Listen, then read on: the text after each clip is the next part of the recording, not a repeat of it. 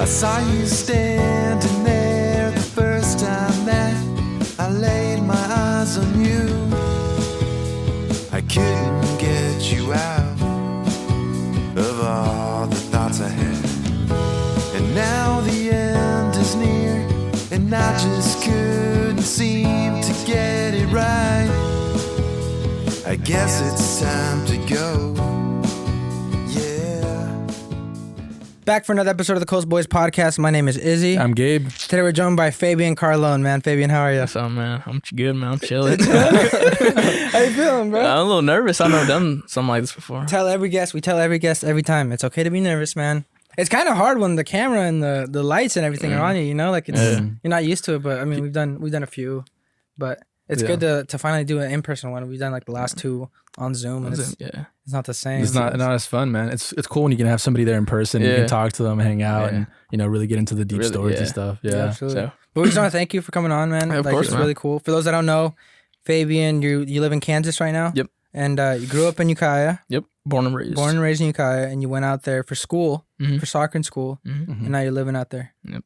But and this is the first time I've met you. But how do you guys know each other? So I tried out for the team at Mendo first year when I graduated, and then we're the same age, huh? Or the same year? And 14, you graduated 14? 14. Okay. Yeah, and we had like the tryouts and fitness and stuff, and then just here comes like 2-3 Coast Boys. Angel Mendoza, literally, and Izzy. Hey, shout out to Angel Mendoza. Yeah. And they just come in and just do their thing. We tried out, and we just clicked, and we just went from there. We did click. Yeah. So my first year was your second year. Yeah. So your first year was when I was at Sonoma State, and that was the year after we played the 77. That's where we met Macias. That's where we met Felipe, Victor, Luis Rodriguez, and Huicho. We met them the first time. Yeah. And we were big on them. So we met them the summer that I was going to Sonoma. And I remember the entire year, bro. I would wake up hungover. I would wake up something, and I would see my friends on Facebook doing really well. And that would always bother me. I'm like not bother me that they're doing well, but I'm just like, man, I wish I was there with them. You know what I'm saying? I would see Felipe post on Facebook. I would see Macias, and I'm just like, dude, these guys are doing good. And I would constantly follow the season to where the next year when I was like kind of given that decision to go or not, I was like, dude, like I want that. Yeah. You know what I'm saying? I want to play with my friends. Like they just won the league the first year of the program. Yeah. And you were a part of that. Yeah, that was crazy. Oh, really? That was crazy. Yeah. So kind of going back to your question, Gabe, like how we met, like it was during summer fitness. And that was like when I started going with Angel. And I remember came up to the track, it was just puro track work with Larry Schwartz and you were like the loudest one. You were so confident. I swear, I promise, like it's not a bad thing. Like you're very confident, and you're just like Marco Mendes would come in. Marco, how are you? This and that. Like you're like, oh hey, what's up? My name's Fabian. I'm just like, dude, this kid is like filled with confidence.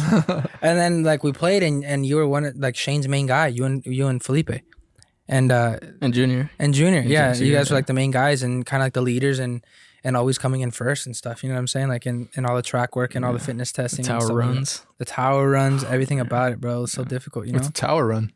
It's like the water tower at the Mendocino College. So you start at the bottom, like at the entrance before going out onto the track, and it's literally like a trail going to the softball fields, and then you go up a little higher, and it's just like steep hill. It's hard to explain, but it's all incline, and it's like yards, like more than 100 yards, and you have to like run it in like under 45 seconds. And it's like continuous on a 100-degree day. Yeah. In the summer, Ukiah, after workouts and after practice. After all that with it, bro.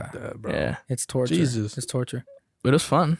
It was very fun. So that's how we met. We met summer fitness, and something I did want to mention, and I was talking to my dad about it, but it was like, we talk a lot about, you want to have those friends that like you can rely on, and it's like something as simple as like, oh, I'm moving out of my house. Like I need somebody to help me out. You know what I'm saying? Like Fabian's one of those guys. I'll tell you that like straight, man to man. Thanks, like, man. Appreciate it. You've always been one of those guys. And I remember I was telling my dad earlier that when I first moved to Ukiah, it was kind of like such a spontaneous and random thing where like I started training and Shane was like, oh, you should come out and play.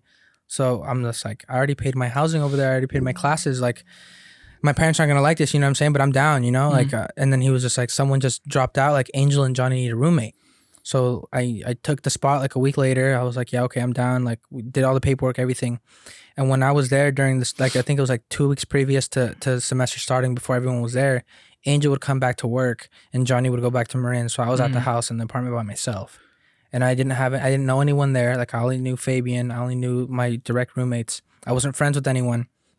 No furniture in the house, no Wi-Fi, nothing. Like I only had 4 DVDs and I would have to plan it out like so I don't finish them too early and I have nothing to do before bed, you know? And I was just sitting there in an empty house, seeing all my friends have fun at like at Big Night at Sonoma State. You know what I'm saying? Like I'm just like I miss my ex-girlfriend, you know what I'm saying? Like I'm sitting there like this is the apartment behind Bebop's, right? Yeah, right there on Washington Court. And I remember, bro, you used to work at Villa del Mar, bro. And I'm never gonna forget this, bro. I was gonna say Little Caesars at first. No, yeah, I remember that was Caesars after. too? Yeah, bro. Dude, Hey, we'll get into that. We'll get into that. All right, go on. What was it? Mendel was like all Little Caesars pizza. Cardboard pizza, yeah, dude. Nah, I hate Little Anyways, Caesars. go on. Finish But the you story. worked at Villa del Mar. Yeah. And you hit me up, bro. Like I didn't have to hit you up. You hit me up, you're like, hey, did you eat yet? Like you look out for me, you know what I'm saying? Like, and that's something the little details like that. Yeah. You know what I'm saying? Something as simple as like feeding me, and that was multiple times a week whenever he would work. And you didn't have to do that. You know what I'm saying? It wasn't something that I was asking you for. And that was a lot of times when you're broken in college, it was like, am I gonna pay gas? Somebody like that. And like so I can drive to practice and class and stuff, or am I gonna buy food? Am I gonna buy groceries? Yeah. A lot of times you'd help me out, bro, and I'm never gonna forget that. I got you, bro. Damn. It was more close towards closing time. It was all the time. Because there was like a whole bunch of meat there that wasn't like gonna be cooked. It was just gonna be thrown away. Yeah. I'm like, Izzy, like just come through right now, like I'll purry burrito. And we talk and I just like hand it out. Yeah, man. That's was That fun. was lit though. But going what you're saying about like not having food sometimes, like in college, like I've lived that, and like I live off like sopa maruchans and like mac and cheese and stuff like that. What's your go-to? Like, what do you cook when you're? Because I usually have the way you buy your groceries. You usually have like a set routine of I'm gonna make eggs in the morning. I'm gonna eat a sandwich for lunch. I'm gonna eat this for dinner. So with me, it's like even to this day, I can't eat when I wake up like early.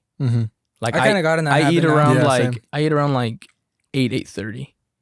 But for work, like we'll get into that later. But like I wake up at like 4:40 to go to work. Oh damn. In the morning? Okay. In the Because I morning. was thinking 8:30. That's still early Nah. for me. And I can't eat that early. Like now I'm preparing like smoothies and just like kind of yogurts and getting into stuff like that. Like blueberries. I love blueberries, and It's good. blueberries, carrots, and snap peas are like kind of my breakfast kind of thing. Yeah, it's weird, but like I can't You eat them it. raw, or do you grind them up, or how do you?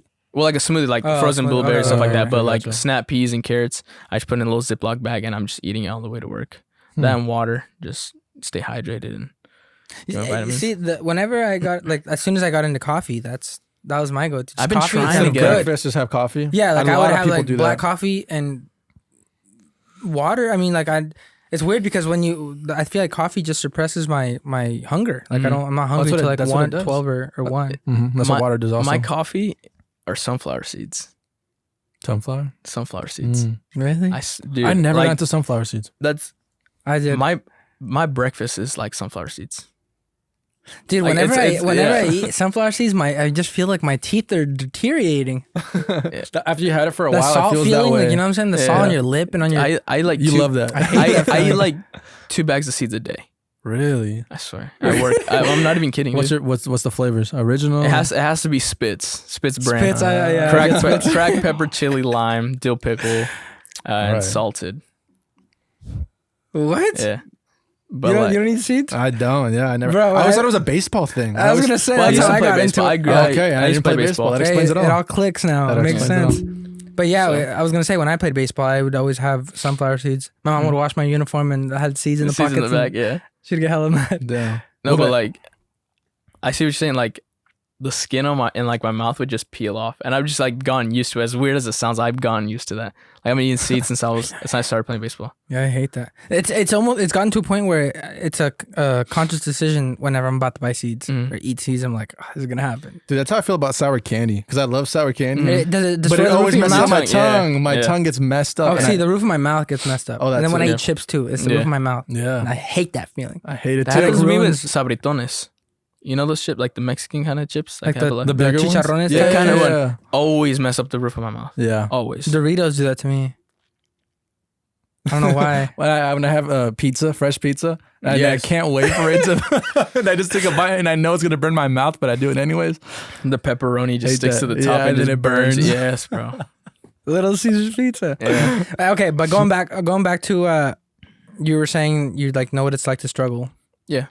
and kind of transitioning over like to school. So we were talking about soccer. From there, you go to Kansas. What was that like? How'd you even go? Yeah. So you played at Mendo. I played at Mendo, and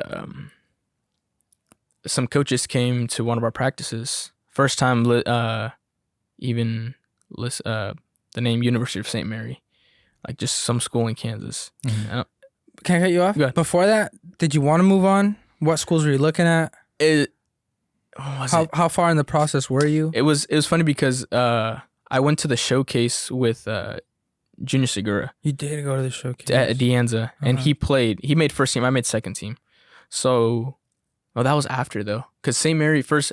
They came to one of our practices and they talked to us. And at first I'm like, yeah, like they were talking to Junior because like Junior, shout out to Junior, clean ass player, very composed, very disciplined.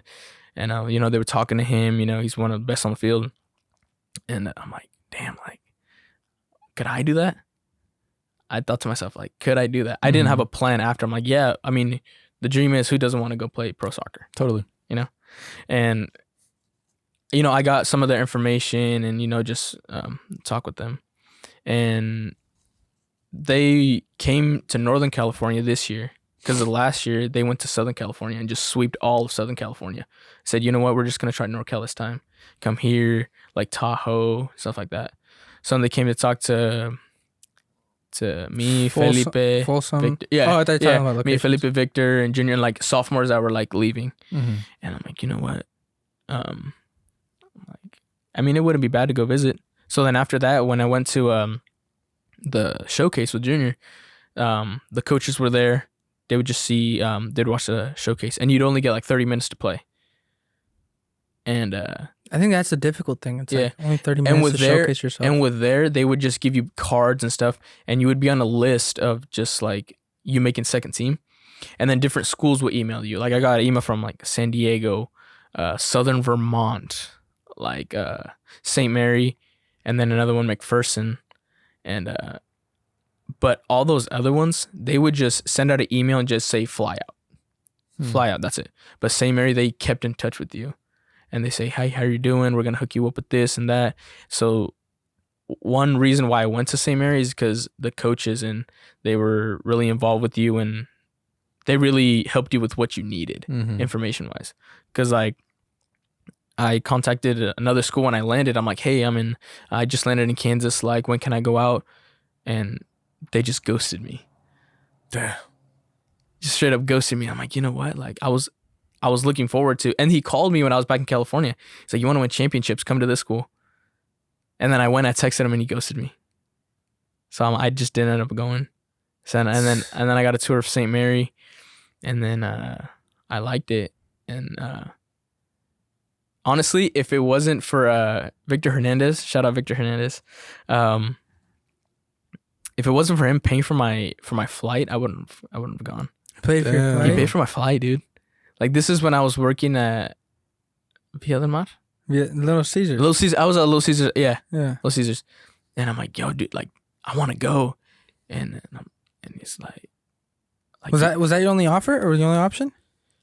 That I wanted to go. Like, I wasn't going to fly to Southern Vermont not knowing anyone or San Diego. And that too, I looked at San Diego's record, and they were like, what San Diego school? I can't remember what it's called. It was like they just started like 2 seasons. They were like 1-15. Damn. Like bro, they barely had. That's the thing. They barely bro. had enough players. That's the yeah. I was gonna say, like, who did we talk to about that? That like those schools, like the private schools that just come and, like you said, just sweep all SoCal, sweep all NorCal. Like they're desperate for players. You know what I'm saying? Like they want those Cali players or those Nevada players, those Texas players. Like So Vic pays for your flight. Vic paid for my flight. Did you ask him for that? He just comes up and you had talked to him about wanting to go. I'm yeah, because they asked, because I mean he's a keeper and they needed a keeper. Oh, okay. So then I'm like, he's like, I already bought my ticket. Like, are you gonna go? I'm like I can't. I don't have money. Damn. And he's like, bro, I'll buy it. Just pay me back.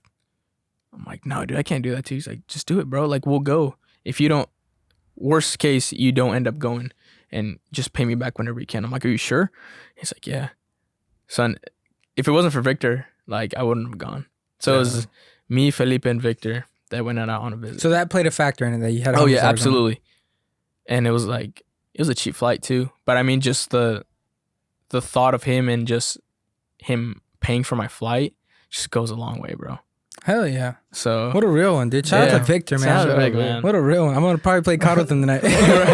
Dude, but that's awesome. I was going to say, I think it's so interesting how in the recruiting process as a player, everybody has their own preferences. And there's so many factors that go into it. Bro.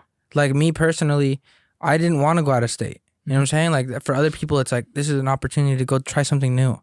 You know what I'm saying? Like I wanted to stay in Cali. And then another factor is the whole financial, like who's offering me more. You know what I'm saying? That's something that we've talked about a lot. Like I picked Davis because they gave me a better financial aid. That's exactly why I picked Davis. Imagine if if money wasn't an issue, if you could just pay for whatever flight you wanted and go try at any school, like you're probably your life would have been different. Yeah, exactly. You know what I'm saying? Like totally different. It's just such an interesting factor that goes into like making decisions when you're going to school somewhere or you're gonna go play somewhere. Yeah. But dude, again, shout out to Victor. Were your parents supportive of you going over to Kansas? Absolutely. My dad said whatever I want to do, whatever I put my mind to, just do it to 100%. And that's with anything. Like if I wanted to, honestly, just anything. Like first I wanted to be a dentist. Dude, me too. I wanted to be a dentist. Why? I don't know. Why did you want to be one? I don't know. It's just like, it seemed cool. But then like I was never good at science. I was never good at science. Me too. I was never good at science. That's so funny. I was never good at science. I couldn't get it. And I'm like, nah. I thought I was good at science. And then I went to college and I realized I wasn't good at science. No, but yeah, my family's like so supportive of like everything I do. That's awesome. So it's hard to find that. Because I feel like a lot of people that I've met, they do things for their parents because their parents expect certain things for them. It's not because, I do this because I want to do it because this is my passion or whatever. It's like, oh, man, if I go that route, like my parents are going to judge me or they're going to, frown upon that. And my dad says too, like, if you're going to do something that you like, go to the top where you can have people do the work for you. Like you could be in charge, like you lead. Yeah. Like they come to you for work and you tell them what to do. Like be their boss. Be their boss, yeah, for sure. Don't have like someone like be your boss. Like if you want to climb to the top, just do it to 100% and just, have everyone else do the work for you. Hell yeah. Just be the head honcho. That's the way I thought it. I mean, when I have kids and stuff like too, I'm going to try to be as supportive as possible. Yeah. And that's what I'm going to tell them. Like, dude, find whatever you want to do, whatever your passion is, do that and do it as much as you can. Like go to the top, do as much as you can. Like have no regrets. Exactly. And that's something you always tell me, like, man, you should have gone to mental college. You're gonna regret it. You could have been a blah blah blah. And I think about that every day. Dude, when I go to bed, I think about that every day. I should probably stop telling you that, man. No, but it's the same deal where it's like, man, like, why not? Like, you're young, you're ambitious, you want to do all these things. Like, go for it. Yeah, exactly. I think that's my biggest fear. Is like, I don't want to regret anything. Yeah. You know what I'm saying? I don't want to be looking back when I'm 30, 40 years old and like, man, I should have done that. You know what I'm saying? What's the worst that can happen when you're at that age and you can do it? It's like, doesn't work out. Yeah. At least in the future, it's like, at least I tried. It wasn't for me. You know what I'm saying? Or I tried it and I didn't really like it as much as I thought it would. But that whole like idea of not doing it and then looking back and like, man, when I was that age, I could have done this. It's like, you always hear people saying that. Old guys are saying, man, when I was your age, I'm like, shut up. Like, and it's always like, just hit the books, work on the books. Don't do this. Don't be me, is what my dad says. Don't be me. All the time. Yeah, and sometimes it gets like, I want to say annoying, but it's like he has a point. Yeah, absolutely. Like work on the books, do this. I'm like, fuck. I'm like, he's right. Work on the books. Just work on the books. Yeah, I always think that too. Like if you kind of do your part or like kind of get that intellectual side, and then you have that kind of immigrant mentality, like the work ethic, dude, sky's the limit. Yeah, you know what I'm saying? Like that's something that a lot of people don't have. You know what I'm saying? Yeah. Like they either have just an education or, but then again, if you have to work hard for something like your entire life, like you're gonna build that grit, you're gonna build that grind. You know what I'm saying? Like people that maybe, like we say, that money isn't an issue or they don't have to worry about that kind of stuff. Like they don't build that because they're not tested. Their character isn't tested. You know what I'm saying? So maybe that's a factor that goes into it too. Totally. I think it's very interesting. But anyways, moving on to your trip to Kansas. So you go with Vic and Felipe, right? Go with Vic and Felipe. And how was it? How was the trip? Bro, it was crazy. It was crazy fun. Really? They threw us in with the soccer house of 5 or 6 like soccer players that already lived there, and that was like the soccer house. And they threw us in there. We slept like in the living room and stuff. First night, boom, they threw us a huge party, bro. Huge party. Football team, baseball team. Everyone shows up, dude. Damn. Everyone shows up. And it's just like, and being here, I didn't really party. I didn't drink. Like, I was focused like on soccer and stuff. And like, my parents were like strict but fair, you know. But going out there, I'm like, dude, this is crazy. So many people you meet, and just having a good time. And it was fun. Like that was one of the reasons like I was sold. Like, just kind of like a party? Yeah, like a freedom thing, you know. And just I had like Felipe and Vic there. I'm like, dude, this is fun. Like, dude, that's so interesting too, because you live with your parents in Ukiah. Yeah, so you grew up until you were like what, 20? What? How old are you when you moved out? Like 1920. Like 20 years old, like moving out for the first time, tasting freedom. Yeah, that's very interesting. As a junior in college, you know what I'm saying? That's sick. So I'm like, yeah. And long story short, like, the coach asked, he's like, just do stuff with them so they can sign. And they had us sold, dude. Like, I got back and I signed my letter of intent and everything. And it was a blast, dude. Met so many people. We did like, well, when we went, it was a lot of recruits coming, like from Texas or Oklahoma, California. Everyone just coming for like a big tryout. So on one day? Or one weekend? Oh, it was a weekend. And then we'd play 11s, sub you out here and here. And we did good, bro. All three of us did really well. Nice. And then the coach pulled us into his office and said, this is what I'm offering you. This is what I'm offering you, like that. Did you get academic and athletic, or just one? Both. Both? Yeah. Damn. How much is it to go to St. Mary's annually? Not including housing. Bro, I can't even remember, dude. You remember? Was it expensive though? It's a private school, so it should be pretty pricey. And it's out of state. I mean, well, yeah, like that's tuition, right. Yeah, it's like tuition and a half, right? Mm-hmm. Yeah. So like each month I'd pay like $1,200 for school. Yeah, out of pocket. Oh, out of pocket. Out of pocket. Okay, yeah. so that's a lot. Yeah, it's like rent. You're paying rent. Yeah, like out of another pocket, rent you're paying. Yeah, out of pocket. I mean, and my rent, when I signed and everything, and I moved out there, I roomed my friend Javi, and I paid $250 for rent. $250 for rent, dude. Because we split the master bedroom. $250. Okay, he shared a room though, but still, Like $350, something like that. It was like, I think it was like $350. Well, everything's dude. When I was in San Bern, I was paying $900 to share a room. Yeah. $900 in San Bernardino is. I think it's like the murder capital of California right now.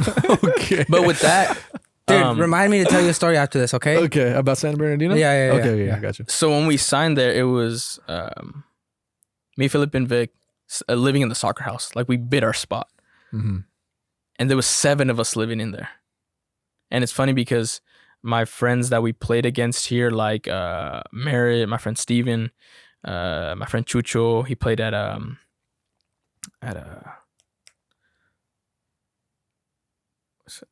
I can't even remember. Folsom? No. Somebody played at Folsom. Sam. Okay. My friend Sam. My friend Chucho played, and we played like against each other here in JUCO, and we all ended up moving. And you didn't know each other before? We didn't know each other. And there was only one from Kansas, and the rest of us were from Cali. Damn. That's crazy, yeah. I wonder if they have like a limit of how many out-of-state kids they can have compared to... I feel like they do. They must have. They should, huh? Yeah. I feel like they should. If they're a program like that, they should be like, you can only have this many. So you can kind of filter up the kids that are coming out of that area, you know? Mm-hmm. We had like international players too. Like you guys are NAA, huh? Yeah, NAA. So how does that work with international players? So they have an agent, and then they're basically like Colombia or just like England or something like that, and then they, like, once they get all their paperwork done, they can transfer over. I mean, I don't know how like that agent stuff works, but then like sometimes it'd be intimidating, like, oh dude, we got like a guy from the UK and Colombia and stuff like that. Like, they were good.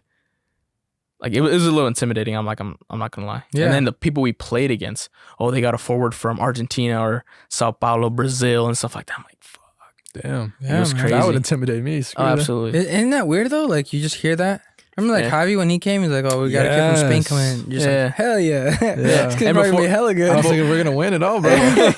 We did. And before every game, they would line us up and they would announce where we're from and our names and stuff.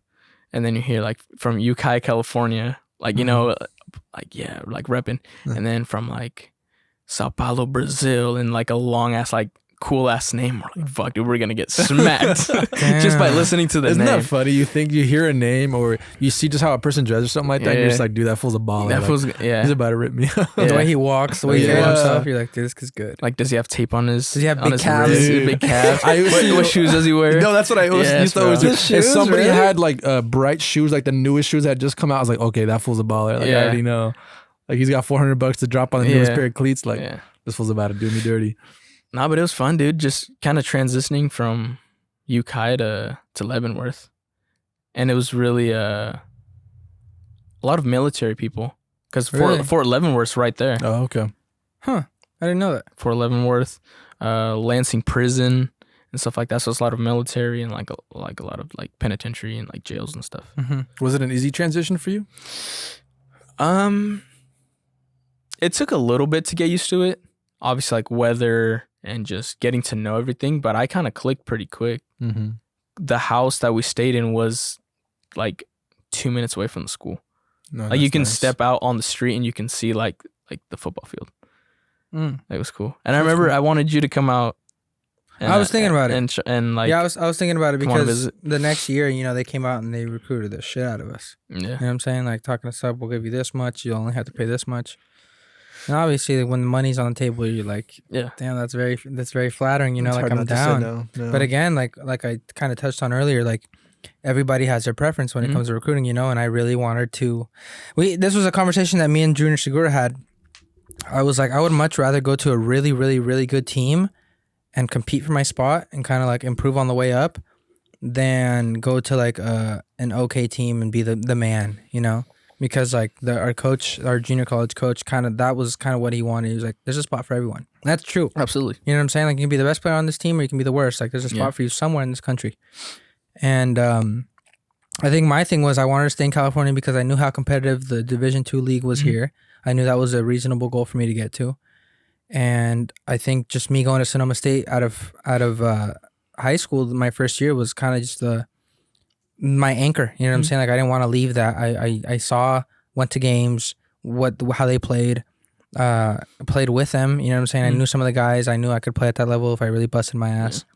When I had first left and went to Mendo, I thought I could at that level. You know, I could at the time, I should say, and I really couldn't. You know, now looking back in hindsight. But I thought it was reasonable, like a goal, like a reasonable goal for me to get to, and essentially that's kind of what happened. You know, but I chose that, and if I'm being honest, like. It's hard. You know what I'm saying? Like, it's not easy. No. If I went to another school at NAIA, maybe in Los Angeles or Nevada or wherever, Arizona, like, it'd probably be easier for me. You know what I'm saying? Like, because there are schools where they just focus on you to be the man and you're the man, you know? Yeah. But I was just like, I thrive in that competition. I want to be in that competitive zone, you know?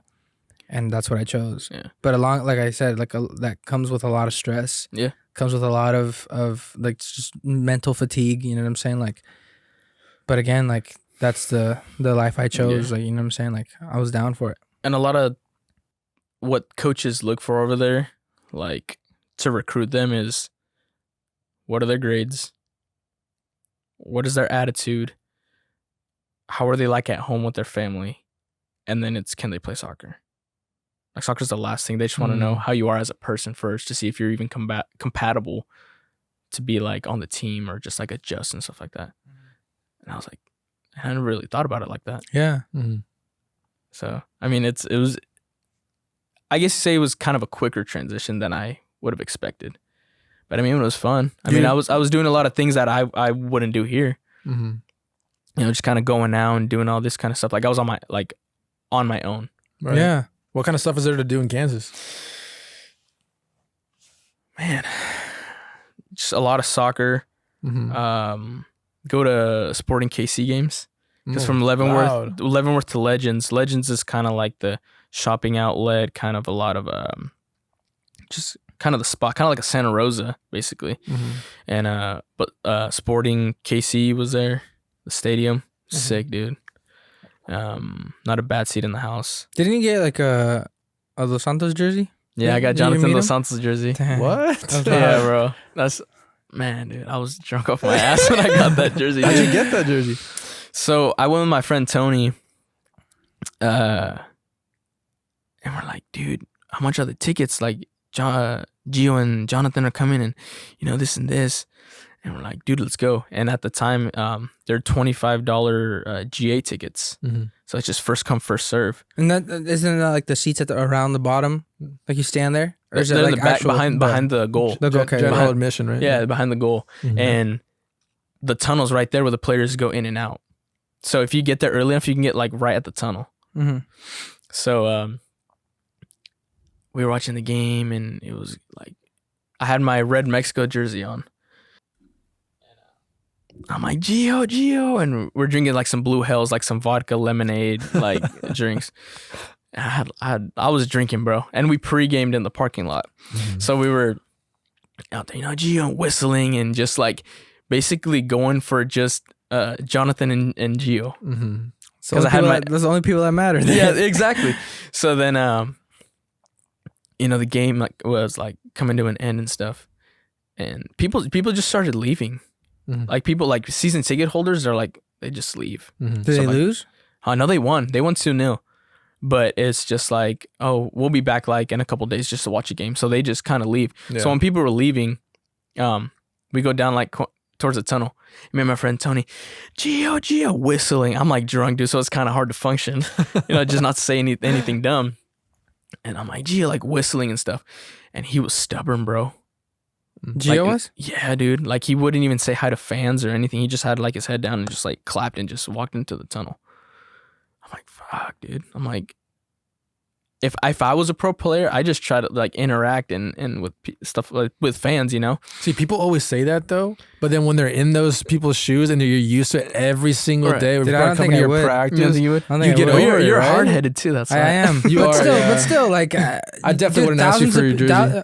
I don't blame you. But thousands of people every day at a game, and you're away from home. Yeah. Like you think I want to be giving out my jersey to the people that are like so hostile towards me? Yeah. You know what I'm saying? Like, and it's only logical, and that kind of narrative is like, if I was in this position, I would do this. It's the least I can do. It's like, dude. Maybe for like your first year playing, second year, but once you get after that, it's like. So then it was closer to like, I think it was like their second to last game for the Galaxy, or just like the season. And then Jonathan was walking out, and I'm like, Jonah. Like it's mi cumpleaños and stuff like that. Like my birthday, it was September, and my birthday was in August. I'm like, he's not gonna know. So you lied to him. He's like, let me see your ID. Yeah, all right, listen up. This is what you gotta do. I'm like, Jonah, la playera. Uh-huh. And then did he look at you? Huh? Did he look at you when you said that? Yeah. And then I was like, oh no. And he starts like taking off his jersey. I'm like, there's no way. Uh-huh. And then he gets it and just tosses it straight to me, and I just like snag it. Were the people trying to grab it? Oh yeah. No. There was one person. Uh-huh.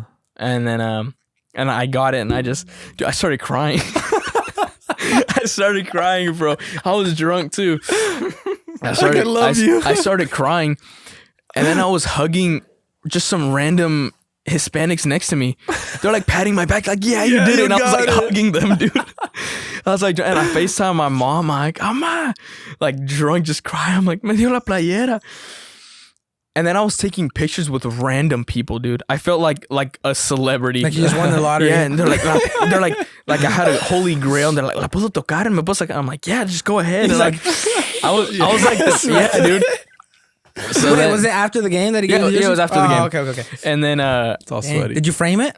Yeah, I framed it, dude. Dude, hell yeah. And then, but I washed it first because it was all sweaty, and I didn't want the salt to like ruin the jersey. Bro, it does that? It's probably worth more. Yeah. I washed it. Huh. And then I do you air dry it? Yeah. You threw it in the dryer? No, I air dried that. Dang. So then I had like, we went to go get a hamburger like in front of the stadium, and like had the jersey on backwards and everything. And like, showing did you get off? that jersey? I was like, hell yeah, I did. Like it was crazy. But like the interaction that you have at Sporting is crazy. Like I got a picture with Nick Lima from San Jose. Yeah. San Jose. Yeah. They're like right there. And I got a Adrian Sendejas jersey. He was like the backup keeper for Sporting. Okay. And he played with Tijuana. And I'm like, let me get the jersey. And like I had a little conversation with him, and he gave me his jersey. Dude, that's so sick. Yeah. Okay, so other than soccer games, other than soccer games, Royals games, I got like two baseballs from when the Giants were in town.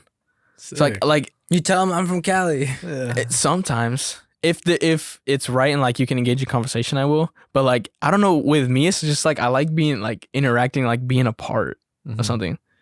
It's like if I don't like at least say hi to like someone famous, like I feel like my mission wasn't complete. I don't know why. It's just weird. That's such a good thing though, because a lot of people would be the opposite. They'd be so nervous, like, oh man, this person's famous. Like they're not going to pay me any of mine. Like, yeah. So that's good that you do the opposite.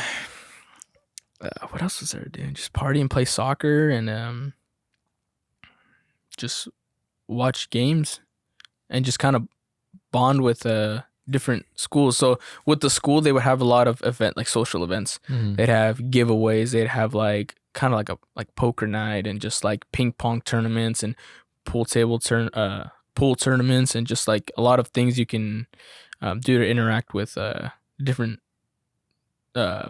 sports and just get familiar and get comfortable. So I mean, it was pretty fun. Nice. So overall, you liked it? Yeah, I did. That's good, man. I guess you say I came out of my shell a little bit with experiencing something I've never done before. Yeah, compared to here. Yeah, but it was fun, dude. And what about the school side? So when I met you I think you were still doing criminology. Criminology in Mendo. Yep. And then from there, like, how'd you even get into that? We signed like some papers and kind of like told them what we want to pursue, and then they gave us like the academic classes and credits and all that stuff. They gave us like a package of just like criminology. So if you want to go to business, they give you a package for business, stuff like that. And the teachers, you can email them and stuff like that. At Mendo? No, from St. Mary. Oh, okay. St. Mary. But I mean, with criminology, you just signed up for the classes. So, but I mean, it was fun, dude. But like, what made you want to go into criminology and criminal justice studies? What was it? What career did you want to pursue? Yeah, because you said you wanted to be a dentist at first. A dentist at first. So what happened? I don't know, dude. Oh, my old baseball coach, he was a highway patrolman. And I didn't know when he was my coach till after like the season. He's like, yeah, he's a police officer. Oh shit. In high school? No, this was in majors, like little league majors. Okay. He's my coach. And then I'm like, you know what? Like, this is cool. And then my dad says like that a job with the government, benefits, and you know, you're Hispanic, like you can get in. And I'm like, Dad, you're right. So I wanted to go in law enforcement. So I just started taking criminology classes at the college, and we'd go like do tours of the jail and just like scenarios and like police procedures and all that stuff. So then that's where I got like all my criminal justice classes at St. Mary. And we'd go tour like the jail and stuff like that. Like, it was fun. And what was it that you wanted to do? Like with that? I wanted to be on the streets like a highway patrolman. And like that's what I wanted, like be on the streets and stuff like that. And then I don't know. It's just like now with my job that I have, it's what do you do now? Yeah, what do you do now? So I am a sheriff deputy, and I work in the jail. So I'm like a correctional officer / sheriff deputy. So I haven't gone to the police academy yet. So I'm basically a sheriff deputy, and like I can arrest people and stuff like that, but just not work the streets yet because I haven't gone to that academy. But that's what you ultimately want to do. You want to be working in the streets? That's what I want to do, but I don't know if I want to do that anymore. Why is that? I don't know.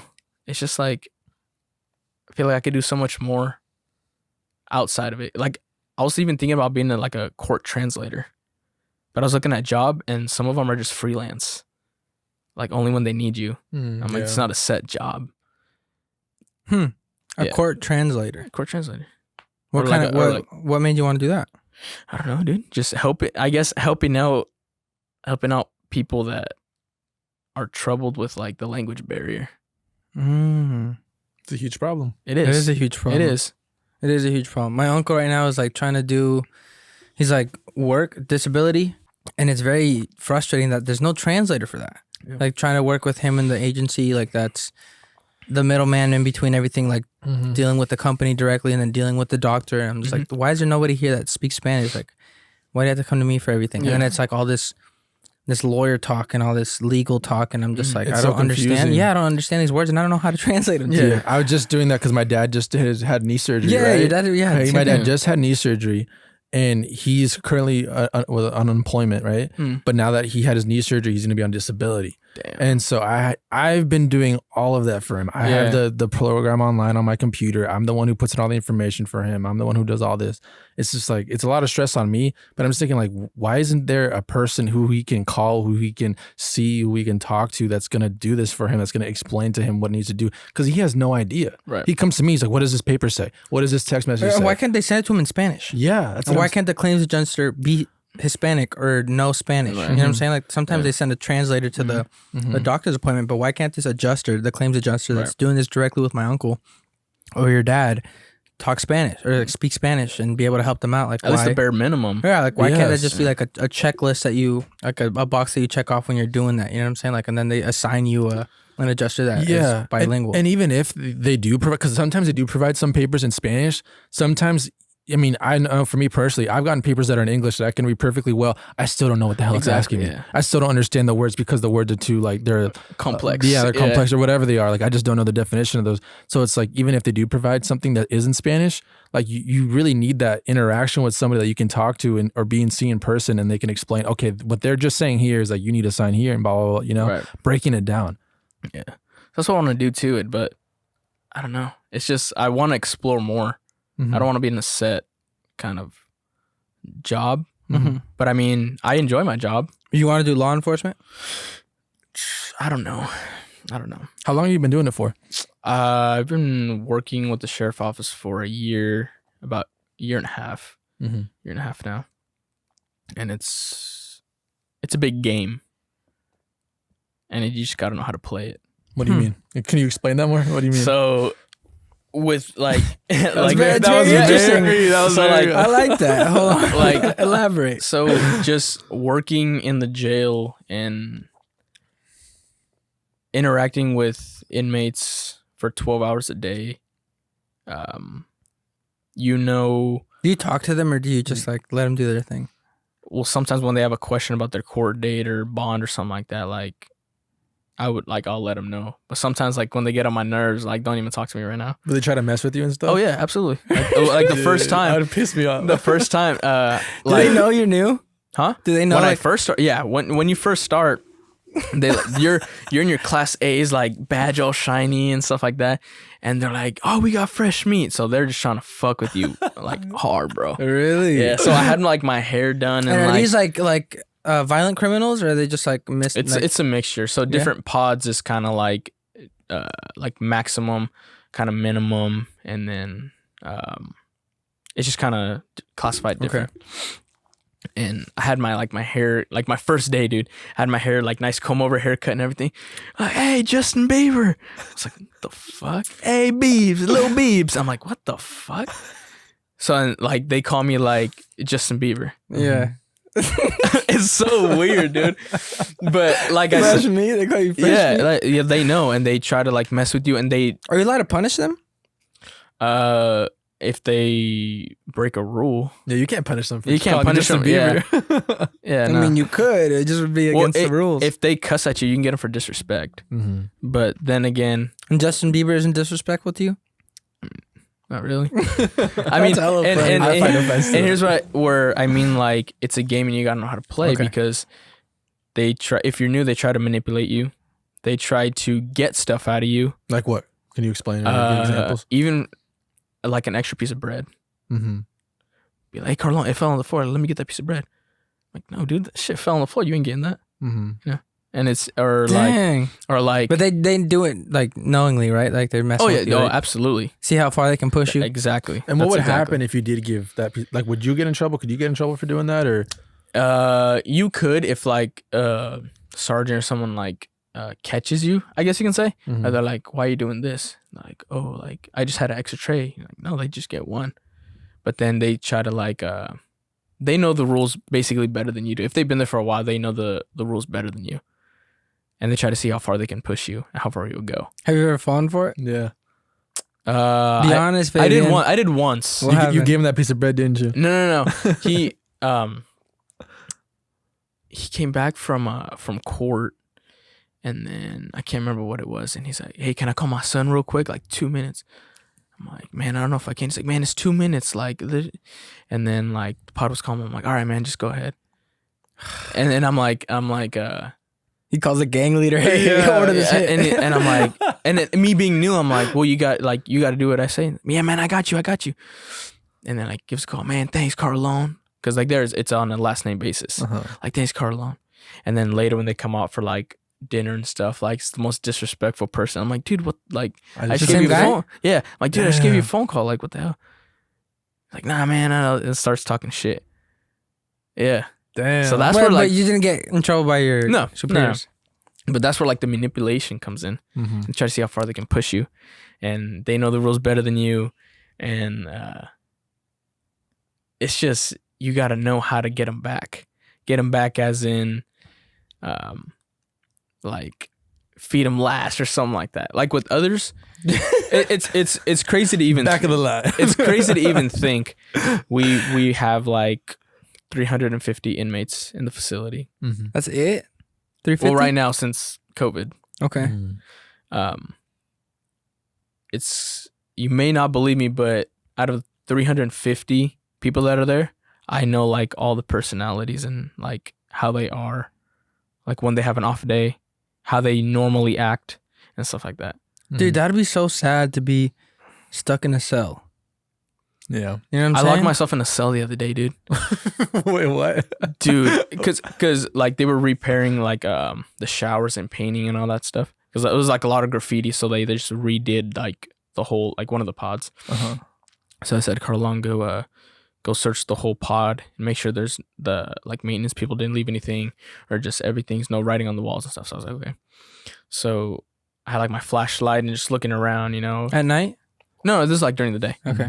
And I held the cell door, and I'd shut it slowly just to where like it was before the lock, so it wouldn't lock, so I could just push it open. And then I did that to one, and it just came like it stopped. And then I turned my flashlight and hit the like click behind. I'm like, oh, no. And I was the only one in that pod. Oh, the other one was like on the other side of the hallway. I'm like, bro, You don't have a walkie-talkie in you? You start I had my panicking. radio. I'm like, oh shit, dude. Like, And it's crazy to think like if someone gets in trouble, like go to your cell, and it's easy to say, but like in my situation when I was in there, dude, I was like, oh shit, like I'm gonna be in here for a little bit till he comes, because he was just giving like a break on the other pod. So then I'm like, you know, so and so, how much more time you got on that break? And he's like about 2 minutes. I was like, oh my god, dude, I was like sweating. Wait, you couldn't just tell him I got locked in a pod? I didn't want to, because he's on his break, bro. He's on his break. He's relaxed. I didn't want to, because then all the other coworkers would talk shit for locking myself in the cell. You want to keep on the deal. So I'm like, damn. Yeah. So then He's like, I'm gonna talk. He's like, actually, I decided to take another break. You're like, oh, all right. so then I called like central control, and I'm like, hey, can you, like over the radio, like everyone can hear your traffic when you're over the radio. I'm like, hey, can you override a C-pod panel and open number 39? And I just didn't think anything of it. I'm like, oh, please don't. Like, so then later that day, my sergeant's like, you locked yourself in the cell, didn't you? I'm like, no. She's like, don't fucking lie to me. I'm like, yeah, I did. It just shoved behind me. I was like nervous, dude. I was sweating. Like, it's easy to say, just go to your room. Just go to your cell. Like, if they're cussing at you and doing all that stuff, it's easy to say. But once you're in there, it's like, I'm like, dude, what do I do? Dude, yeah. Well, just imagine that. That was 2 minutes for you, and this is years, bro. Yeah. Years. Yeah. Years of their lives. And I know it's easy to say that, but You can't do the time. Don't do the crime. great advice, Gabe. We're gonna clip that, man. I love that. What was I gonna say? Oh, dude, I remember when I was dating this girl, and I went with her. Like, her mom was a correctional officer, and like she gave us a tour of the jail over there where they live. And I just remember thinking, dude, I do not want to be here, bro. It was so gross, so dirty, so nasty. It smelled like piss everywhere. But where's it at? Do you know? I'd rather not say. It was in a very not fun location. You know what I'm saying? But we'll cut this out. If I say it, it'll just give it away. Okay. No, don't worry But about it's it. in SoCal. But thanks for asking. Okay, you could have just said in SoCal. There you go. There's a lot of places in I should have SoCal. just said that. I don't know why I didn't say that. Okay. But yeah, it was just not. It was not what I expected. You know what I'm saying? You see it on TV or you see it in movies or whatever, but it doesn't smell like the way it smells. You know what I'm saying? Like you're constantly kind of like paranoid. It's just kind of weird how there's like people right next to you, and they tell us as soon as we get in there, don't look at anyone in their eyes. Do not look at them in their eyes. Don't talk to anyone. Don't give them anything. Is that what they told you too? Like, don't look at people in their eyes either? Or? I mean, he works there. Well, I mean, we're just visitors. But still. I mean, it's for, I guess you say for a quick second, because we got to do pot checks. Just make sure like no one's hurting themselves, no one's doing anything bad or like flaying themselves, stuff like that. So when you like look in the rooms, like they're just looking at the door and just like a quick glance. But I mean, you just talk to them. Have you ever been like fearful for your life or for anything going on? Like, has there ever been anything where you're like, oh goddamn, like these fools about to like attack me or fight or something? Thank God not yet. But my friend Ramirez, who I graduated with, did get attacked. That's insane. What happened? So my friend, he's 240, a bodybuilder, just his muscles are like as big as my leg, dude. This is massive. And this guy just comes out of his room just naked, just running around the pod. And how are they not locked? Well, it was rec time. Okay. They get an hour of rec. He just came out naked. He came out naked, just running around the pod, and everyone else was like trying to get away from him. And then my friend Ramirez was trying to get control of him, and he just jumps over one of the chairs and just attacks Ramirez. I'm like, dude. And then just Ramirez just gives him like a jab in the eye, dude. And then like he ends up getting tased and everything. And I was at home, and he called me. He's like, bro, I just got in my first 1,000. Is that what they call it? 1,000? 1,000 is like officer needs assistance. Okay. That's like they're there in a second. It's like, bro, I just got in my first 1,000. I'm like, bro, what happened? And he told me. I'm like, dude, that's crazy. But I mean, me being fearful for my life, thank God not yet. But if you don't walk into a pod a little nervous, you become complacent. That's where you get hurt. I was just about to say that. Like, I'm sure you're always on alert. Head on a swivel, dude. Man. Head on a swivel. You gotta be in a place like that. What do you have for protection on you? A taser, OC spray, and like handcuffs for like security. That's it. Yeah. So you never had to use any of that stuff, the tasers or any of that? I sprayed a guy, and I was gonna drive stun him. Like the guy that called me Justin Bieber. So like a drive stun is like where you take out the cartridge and you use it, and it's just kind of one of those tasers, like the handheld tasers. Yeah. It's kind of like that, but a little bit more juice on it, and it gets them. So why'd you do that? Why'd you do that? Spray a guy? Guy was looking at him funny, bro. He had a yeah, dude. Just to get my rev up. Nah, dude. It was just the yard. like tell your friends. Just some of them act stupid, and they think they have higher authority than everyone else because they've been there for a while. It's like, nah, bro, I call the shots, you don't. Damn. And he was just acting out, and I had to take my initial steps, verbal commands, and then like muscling techniques, then go to my tools. So I literally went down the list and didn't want. Sprayed him. He's like, oh, Carlon, come on, man. I'm messing with you. Call me your friend, yeah, bro. Like, Carlon, you a bitch. Okay. Are there a lot of Hispanics there? Not really. No? Damn. But yeah, it's great. It's all a game, man. You just gotta know how to play. Yeah. I feel like it takes a certain kind of person to be working there too. Like, absolutely. You gotta have a certain mindset. And the good thing with that, like they asked me, like, how do you cope with the stress? Like, it's a stressful job. Don't get me wrong. Yeah, absolutely, man. And like we have like EAP, and we can get like free therapist sessions and stuff like that. Nice. It's good. But what's good too is that like your coworkers, like my friends that I'm really close with, they're my therapists as well, because they're going through the same exact thing I'm doing, the same exact job. Yes. So it's like we can talk about situations like, what would you do in this? I do this. What would you do in this? Like that. And like, I don't mean that like, no disrespect to like the street officers, but like they're with the arrestee for like an hour. Like, oh, you bitch, like cussing them out. Yeah, it's fine. But then we're with these guys 12 hours a day because we do 12-hour shifts. So it's like your first initial contact with them kind of defines their whole stay and your whole rapport with them. I bet, yeah. So if you come in and and they're like drunk and stuff like that. They don't know what's going on. So then like you have to do the necessary, what do you call it? Necessary action to take. Yeah, procedure. But others, it's just like, I was, approach them like, hey man, how you doing? Like, what's going on? Like, what's the deal? A lot of us like, what's the deal? Like, what you got? And I kind of talk to them like, some of them like kind of slang, kind of more laid back, but still know what I'm talking about. Mm-hmm. That's my game I play with talking to them. You try to be cool with them? Yes and no. They're not your friends. I was just about to say, it's a very interesting relationship. Mm-hmm. They're not your friends. You have with them. They try to be your friends, but they're not their friends. They're not your friends. And some of them have gone to like, oh, I thought we were friends and stuff like that. Mm-hmm. The guilt trip you. It's like, Carlon, I thought we were friends. I'm not your fucking friend, dude. I'm your pod officer, dude. Yeah. That's a hard thing. You have to separate work from, relationships or all that stuff. Yeah. And I just always approach them like, what's up, man? What's your last name? What's the deal? What's going on? Man, that was some bullshit. I'm like, what's going on? Talk to me. What's up? Like, man, I got this and this. And sometimes it's like, I'm not even listening to you. I just want to see, like, that's one method I use just so we can have a comfortable conversation. Mm-hmm. And like, what's this mean? And I'd explain it to them. Man, Carlon, you all right? Appreciate it. And then they're like, they all have to do everything I say, obviously, because like I'm their pod officer. Yeah. But then like I get that respect. Mm-hmm. Do you ever deal with like big, huge, tall inmates? Yeah, dude. That just overpower you? Absolutely, like 6'3", like 270-pound dudes, bro. Jesus. And they have to do everything you say. Absolutely. That's insane. And I look at them, dude. and like, since like, because of COVID, like every time like the kitchen workers come down, like floor workers, we have to take their temperature just in case. Mm-hmm.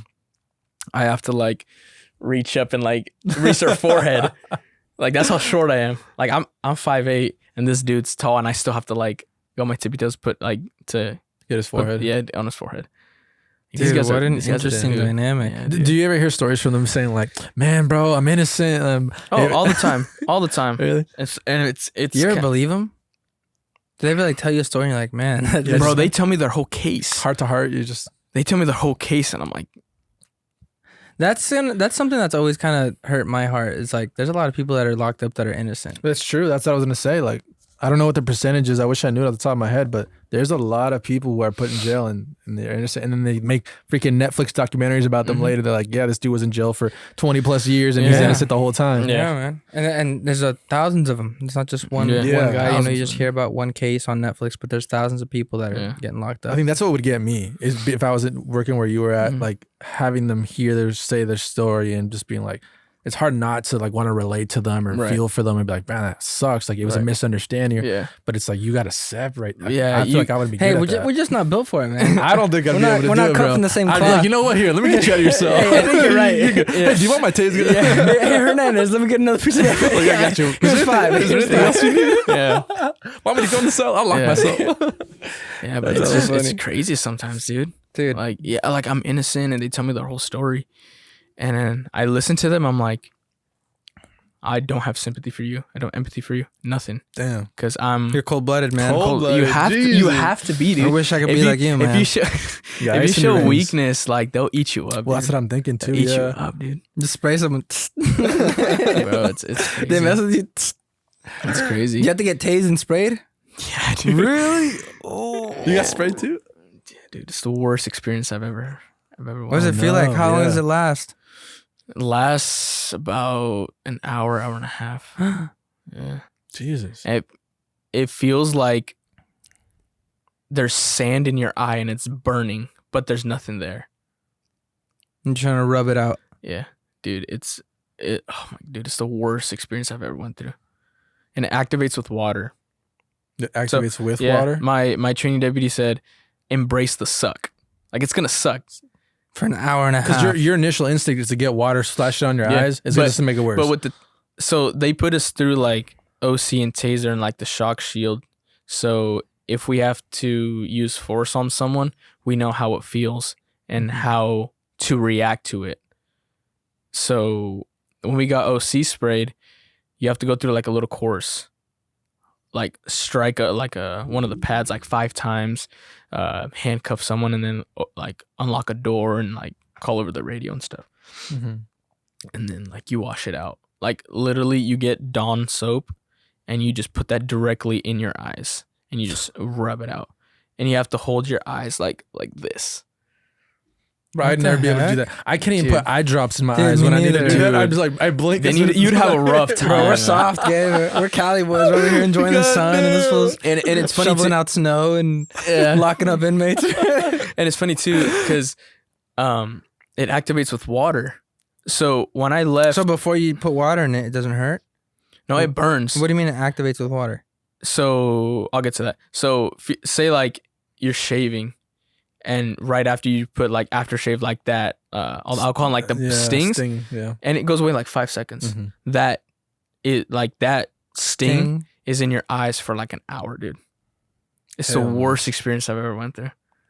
Hell So then when I no. say activates with water, so when I left work, like it died down and everything, and I was just gonna take a shower. And they say when you take a shower, get Dawn soap, wash your face, but lean over so it won't go down your body. I can't tell you how many times like inmates have gotten sprayed, and all the OC goes down, and it just burns all their like genitals and shit. Like it's bad, dude. Why do you have to do that? But wash it off, No, why do you have to get sprayed? so we know how it feels if we ever have to go fight someone and they have them sprayed. Like we know what it feels like. Like we already know going in, okay, my eyes are gonna burn because it's OC'd. So we know how it feels. That's a good understanding, you know? 'Cause Really? then- yeah. I mean, I was gonna take it to the next step. I'm like, yeah, like police officers probably should shoot themselves, right? That's what I was just thinking. So Like how if you it get a feels. gun, shoot yourself. No, so but you it's know along what the same lines where it's like, yeah, like you know what you're doing to this guy, so you're not gonna like step out of your way to do that unless you really feel like you Yeah. need to do that. So you're more conscious of maybe before I spray this guy and just ruin his whole day. No, you know what it feels like. So like I don't want to do this. so like say if Gabe was fighting you and I have to like and Who would he's win in a fight, Gabe, in- between me and you? who would win in a fight? Gabe would run. Gabe's a fast runner. No, bro. No, You'd go full UFC, huh? No. You play too much UFC. Not after video that games? story you told us earlier, bro. No, we won't get into that. Bro. that's another Singing podcast. for the fences, my dude. Goddamn. But like if you get tased too, it's a feeling like you got to know how to fight through. So when I say like it reactivates with water, so I was at home and I was like washing it off and everything. And as a kid, my ears would get hot and I couldn't stand it. So I'd walk around with napkins and ice cubes like around the house, like because I'd get anxiety because my What? ears were so hot, Uh-huh. and I'd walk around with ice cubes and I'd go run around with my cousins and stuff and like have my ears covered with ice cubes. So then, Hey, Ukiah problems. Son, bro, I can't So relate. Ukiah, Can't 100-degree relate. weather. so then, when I was at home, like it was burning, dude. Like my ears were like red hot, dude. I couldn't stand it anymore. I'm like, I'm just gonna like all this. Do you take a cold shower? Yeah. But this was after all the burning went away. Yeah. So like all my ears, except for not my eyes, but all this was burning, dude. And I'm like, just get ice cubes, put it on my ears. And I sat in front of a fan. And I was thinking, I'm like, my ears are burning. I'm like, I'm an idiot. It activates with water. And I had the ice cubes. So then I took it out and I just had to sit in front of the fan for like half an hour and wait for the burn to go away. Dude, Bro. That's shitty. it's so weird how there's no like thing to take it away. Just get rid of it immediately. You know what I'm saying? Like just get rid of it as soon as it's done. Especially if your guys are cops and you guys are like trying to, you know what I'm saying? Yeah. It's just weird to me. But I'd get tased five ruin your whole times day. 5 times in a row over getting OC sprayed once. Wait, what? I'd rather get tased. Oh, you'd rather get tased. I was just about to ask what's like the worst. 5 times OC spray by far, million times worse. Not even close. Not even no comparison. And with the taser, it's 5 seconds. Like you lock up, And it goes away? yeah, and then you're done. You feel like relaxed after. It's weird, but like the probe is like that long, like the needle That goes into you. that goes into you. So they say like When they tase you, is it like one of those when you see in movies it goes, or is it like they shoot it in you? No, it's like a kind of like a gun type and has a cartridge. And when you shoot it, there's two probes. One goes up, one goes down. So when like in training, if you're gonna tase someone, it's above the belt line. because like you put it above the belt line, one probe goes into your back, one goes into your legs, and you fully lock up for 5 seconds. But I'll take that over OC any day. I'm good not having either, man. Yeah, I was gonna say, I don't know how I feel about I'm that. good And that's the exposure we have to go through to know what it feels like if that happens to us. So would you want, like Gabe asked you earlier, but would you want to go like full sheriff? You good being a correctional officer? I mean, right now, like they just asked me to be like a field training officer. What's that? It's basically showing like new deputies how to do the job, and like basically like the sheriff and all the sergeants like put their trust in you to teach these people how to do the job right. And you're young you're 23, right? 24. 24? 24. Do you have older people coming in and you're teaching older people how to do it? Yeah. Is that weird? Sometimes. Because I feel like when I picture people working in those, it's much older people that I think of. So then you're so young. And my parents told me like respect your elders, but it's like this dude's older than me and I have to tell him to go do this. I'm like, it's weird. Go get coffee for me. You know? No, but spray them. But yeah, dude, it's and I mean it's cool that they put that trust in me. Like teaching these new deputies how to do the job. Have to be like paperwork and it's a little bit more, it's more pay. So I'm like, I mean, who wouldn't want more money? So you're thinking about doing it then? Oh, absolutely. Okay. I'll probably get a new recruit, like a rookie in like February. Like a new class starts December and I'll get like a rookie in February. Nice. And after that, like where do you want to move up to? What are your future plans? Maybe go as high up as I can, dude. Yeah, man. You got to. Sergeant, something like that, dude. If you wanted to transfer to Cali, not saying that you do, but if you like wanted to like move over here, how does that work? I could get a good letter of recommendation from the sheriff. And nothing's guaranteed, huh? Like just because you're a sheriff over there doesn't mean you're gonna be a sheriff. I mean, but that would put me in a good spot because I've already worked, say, like in the jail for a year and a half.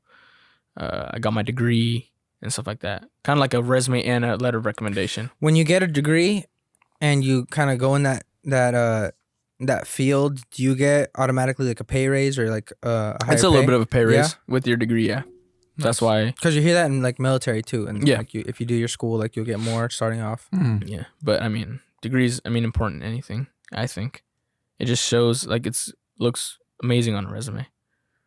And I feel like you said, if I want to transfer somewhere, put that, like, my bachelor's on paper with the recommendation from, like, the sheriff, like, I feel like I'd have a pretty good chance. Not that nothing's guaranteed, but I feel like I'd have a good chance. Would you want to move over here? No.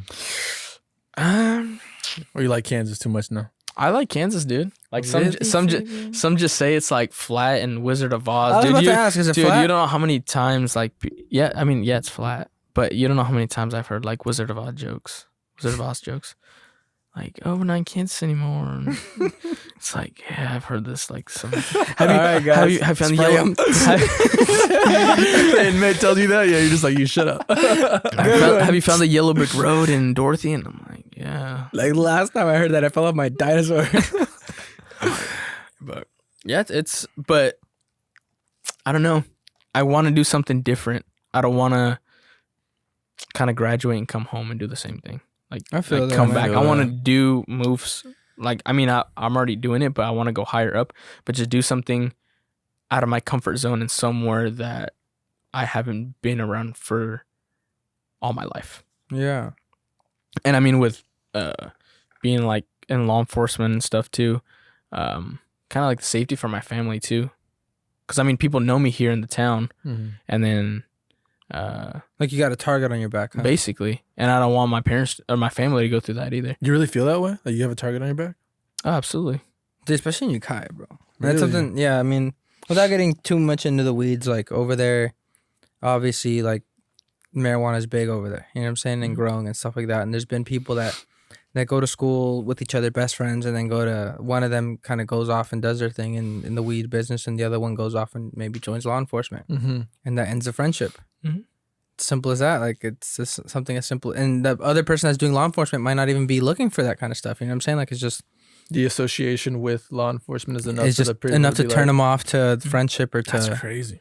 It's just so I 100% understand what you're talking about. You know what I'm saying? Because we have a mutual friend that's a sheriff in that area, and he's like told me stories about what it's like, and having to set up security cameras and having people get out of jail and come and mess with you and mess with your wife and your wife be paranoid. That's one of the reasons why I don't want to do my job here.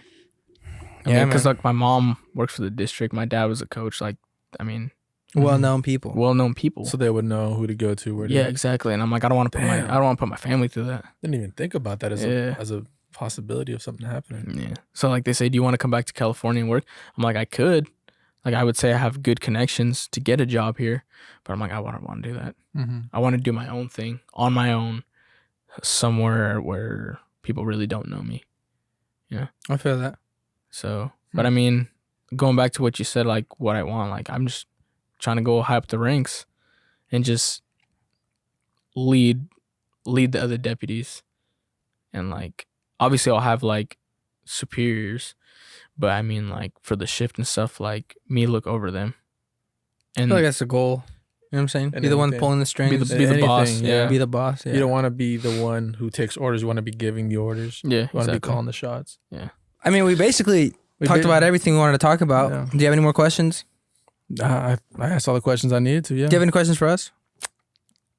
No? Nothing you want to know about us? Haven't seen you in a year and a half? You don't want to catch up? Man. No, I'm just kidding. But if there's anybody out there that wants to know about law enforcement, or maybe what steps to take, what classes to take in school, or if they don't go the school route, how to go in there, do you mind them reaching out to you? By all means, man. Just shoot me a message. Do you know your IG tag so they can reach out to you? Or Facebook. We'll drop it. We'll look it up and post. Yeah. But Okay.